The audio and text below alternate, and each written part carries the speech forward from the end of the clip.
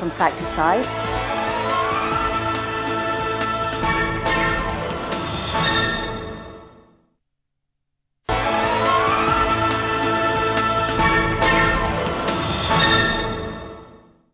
Welcome back. When a massive earthquake hit New Zealand recently, there were fears that a 7.1 magnitude earthquake could lead to massive casualty numbers.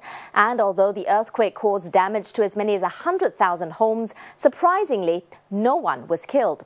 In staggering contrast, when a similar magnitude earthquake rocked Haiti early this year, 250,000 of its people perished. What can developing nations learn from New Zealand's experience?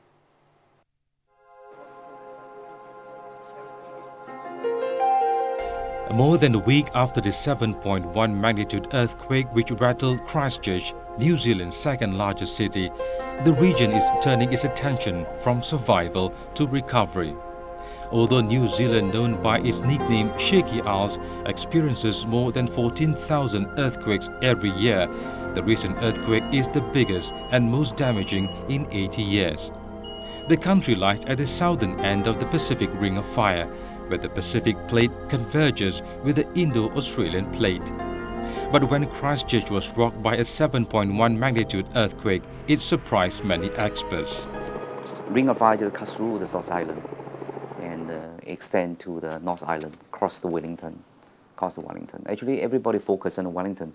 We expected the big earthquake to happen in Wellington, but don't realize this earthquake, hit the Christchurch. That fault moves every couple hundred years on average, and it's had 4 big earthquakes, magnitude 8-ish, in the last 800 years or so. The most recent one being in the early 1700s, so more than 200 years ago, almost 300 years ago. And so my New Zealand colleagues are quite concerned that that fault might produce a magnitude 8 within the next several decades. But that's quite a ways away from Christchurch. That's on the order of 150 kilometers from Christchurch. This fault that broke this time was a much smaller feature, sort of off the main track, and but also a strike-slip fault. So it was also a fault that moved like this. In this case, as much as 4 meters. 51-year-old Hamima Abbott is among many residents of Christchurch who have come out unscathed from the massive earthquake. Hamima, who is in Singapore to visit her mother for the Eid al-Fitr celebration, is married to a New Zealander, Gavin Abbott. They moved to Christchurch from Australia 7 years ago to concentrate on their real estate business. She regards herself as second-time lucky after experiencing the first earthquake in Wellington 15 years ago. The last massive earthquake was frightening. It happened at 4:30 in the morning. I was awake, but I was in bed. The house rolled from side to side. There was continuous rumble, clattering, and thuds of things being displaced and plummeting on the carpet floor. And as far as I can recall, it lasted for a long. It was a long minute. We often wondered whether there was going to be another big one. My husband was very convincing. He said, "Oh, we live in modern homes. We won't fall down on us." Despite the widespread damage caused by the tremors, miraculously no one was killed. In Haiti, with a population of around 9 million, a similar magnitude earthquake earlier this year killed some 250,000 people, injured 200,000 others, while 1 million people were made homeless. Haiti we've known for decades that Haiti has a big earthquake fault running just as close to Port-au-Prince as the San Andreas fault runs to San Francisco. And yet in San Francisco, we've since 1906, we've recognized the need for strong building codes, for urban planning related to earthquake fault rupture, liquefaction, landslides, other issues related to earthquakes. In Haiti, absolutely no attention was ever paid to that issue. So Haiti lost 250,000 people and a huge percentage of its infrastructure. Most of the buildings in New Zealand have the certain earthquake resistance.